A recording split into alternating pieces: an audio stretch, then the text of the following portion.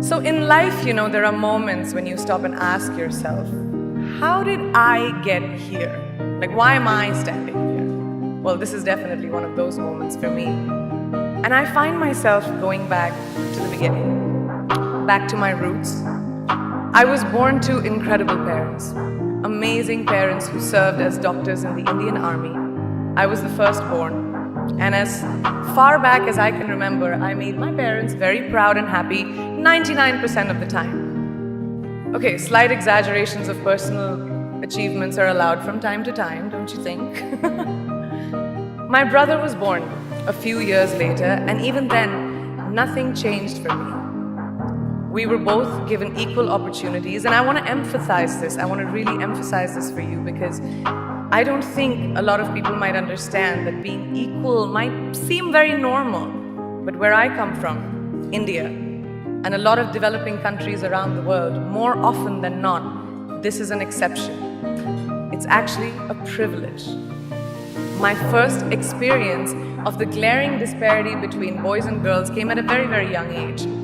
I grew up in a middle-class family with extremely philanthropic parents who constantly reminded me and my brother how lucky we were and how giving back to those who were less fortunate was not a choice. It was a way of life.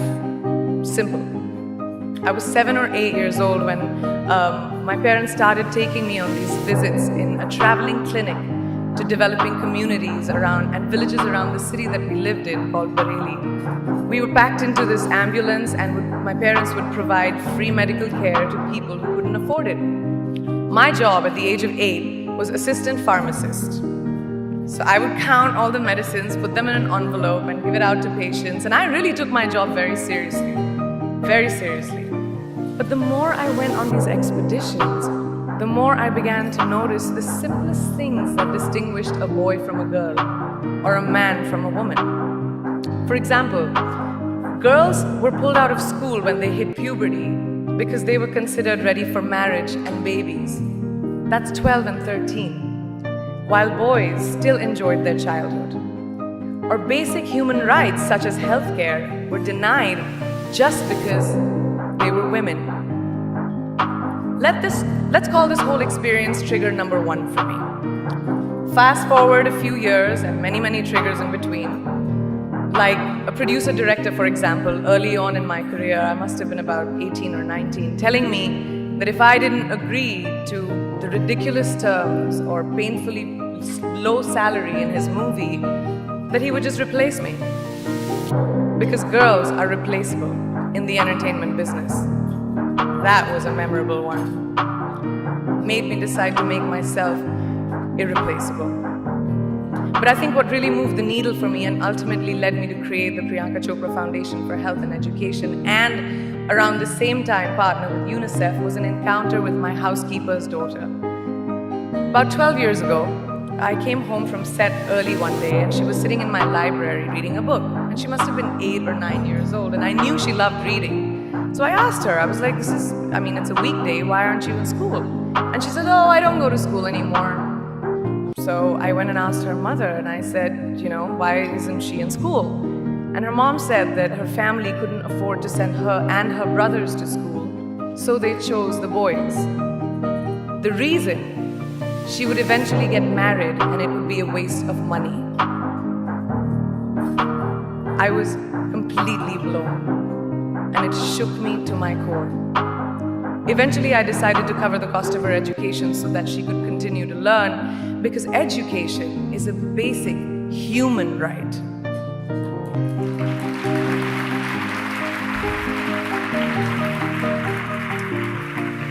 And a huge necessity, especially today.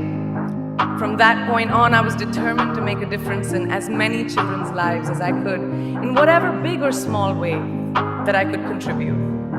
There's a really, really beautiful quote that I read recently, and I think it's absolutely appropriate to explain what I'm trying to say today. The hand that rocks the cradle, the procreator, the mother of tomorrow, a woman shapes the destiny of civilization. Such is the tragic irony of fate that a beautiful creation such as a girl child is today one of the gravest concerns facing humanity. Girls have the power to change the world. It is a fact, and yet today, girls are more likely than boys never to set foot in a classroom, despite of all the efforts and progress made over the last 2 decades. I'm just going to give you a stat, more than 15 million girls of primary school age will never learn how to read or write, compared to 10 million boys. Primary school, it's the beginning of our future. Over the last 11 years, I have witnessed firsthand the incredible work that UNICEF does for children around the world, especially victims and survivors of child marriage, displacement, war, sexual violence. But there is still so much work to do. And for me, that is the fuel to my fire.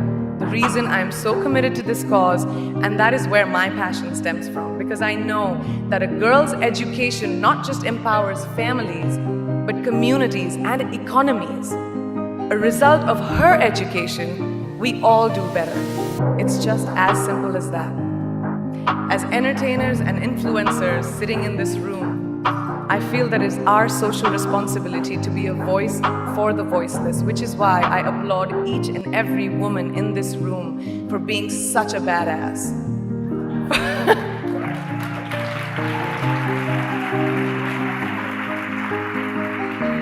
For using your platform and your voice to contribute to change, and for ensuring that there is not even one lost generation as long as we are alive.